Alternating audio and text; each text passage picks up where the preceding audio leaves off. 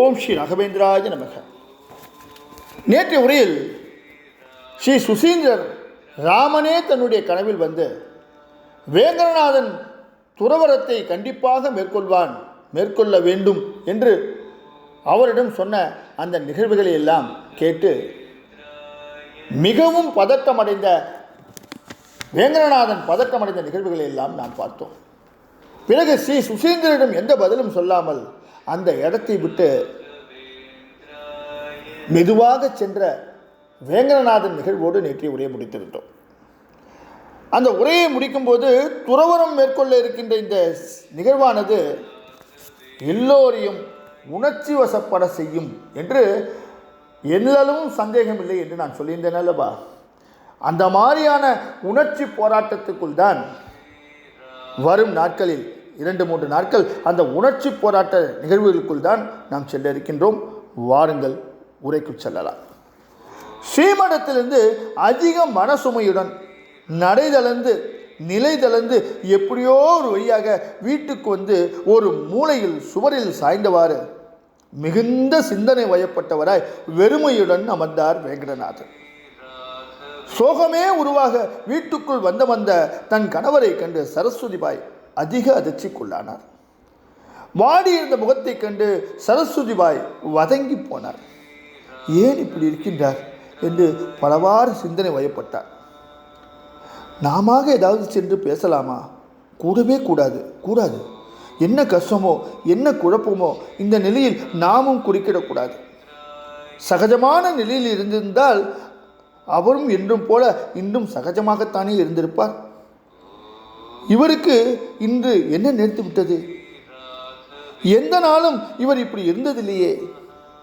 வறுமையின் எல்லைக்கே சென்றபோது கூட இப்படி கலங்கியதில்லையே. ஒருவேளை ஜீவனத்துக்கு கூட வழியில்லாத போதும் கட்டிய துணியை தவிர மாற்றுடை இல்லாத போது கூட இது போன்று இடிந்து விடவில்லையே இவர். இதை போன்றவருக்கு இன்று ஏதோ ஆகிவிட்டிருக்கின்றது. இப்போது போஜனத்தை பற்றிய கவலையெல்லாம் துளியும் இல்லையே. பின் எதற்காக இப்படி துவண்டு விட்டார்? காரணம் என்னவாக இருக்கும்? ஸ்ரீமடத்தில் ஏதேனும் சச்சரவுகள் ஏற்பட்டிருக்குமோ? இருக்காதே. எப்பேற்பட்ட சர்ச்சையானாலும் சந்தேகமானாலும் அதை தீர்த்து வைக்கும் திறம் இவரிடம் இருக்கின்றதே. பின்னர் என்ன காரணத்தினால் இவர் மனம் இந்த பாடுபடுகின்றது? தெய்வமே, ஒருவேளை காற்று வாக்கில் வந்த செய்தி உண்மையாக இருந்திருக்குமோ? ஸ்ரீ சுசீந்திரர் இவரை சந்நியாசம் பெற்றுக்கொள்ளுமாறு வற்புறுத்துவதாக சொல்கின்றார்களே, அது நிஜம்தானா? இன்றும் இதே போல ஸ்ரீ சுவாமிகள் மீண்டும் இவரை வற்புறுத்தியிருப்பாரோ? சந்நியாசம் மேற்கொள்ளுமாறு கட்டாயப்படுத்தியிருப்பாரோ?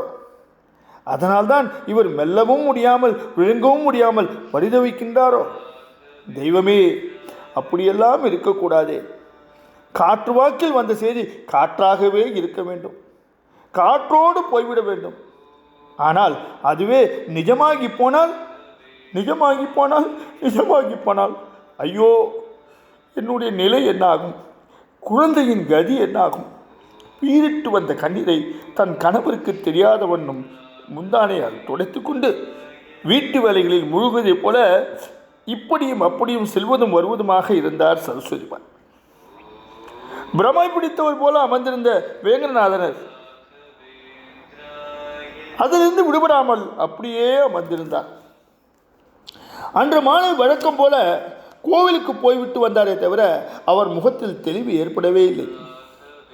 ஓடி வந்து கால்களை கட்டிக்கொண்ட குழந்தை லட்சுமி நாராயணனை அன்புடன் தழுவி அலாக்காக தூக்கி விளையாட்டு காட்டி தன் அருகில் அமர்த்தி கொண்டு தலையை வருடி கொடுத்தார்.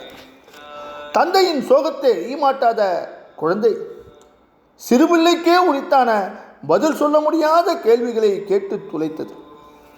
வேங்கடநாதனும் தன்னுடைய வருத்தத்துக்கு இடையே குழந்தையின் கேள்விகளுக்கு பதில் சொல்லிக் கொண்டிருந்தார். அன்று இரவு வெகு நேரமாகியும் வேங்கடநாதருக்கு உறக்கம் பிடிக்கவில்லை.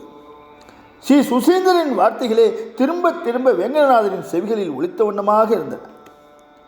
அவர் சொல்வதெல்லாம் நியாயமான வார்த்தைகள் தானே. சாஸ்வதமில்லாத வாழ்க்கையில் பந்தமாசம் என்னும் சிக்கலில் கட்டுண்டு சிக்குண்டு நாமும் கோடானு கோடி மக்களில் ஒருவராக வாழத்தான் வேண்டுமா? சாஸ்திரங்களை கற்ற நாமே சம்சார பந்தத்தில் சிக்கிக்கொள்ளலாமா? குடும்பம், மனைவி, மகன் என்று இருந்ததால் நம் நினைவுகள் எல்லாம் ஒரு சிறிய வட்டத்துக்குள்ளேயே தானே சுழண்டு கொண்டிருக்கின்றது.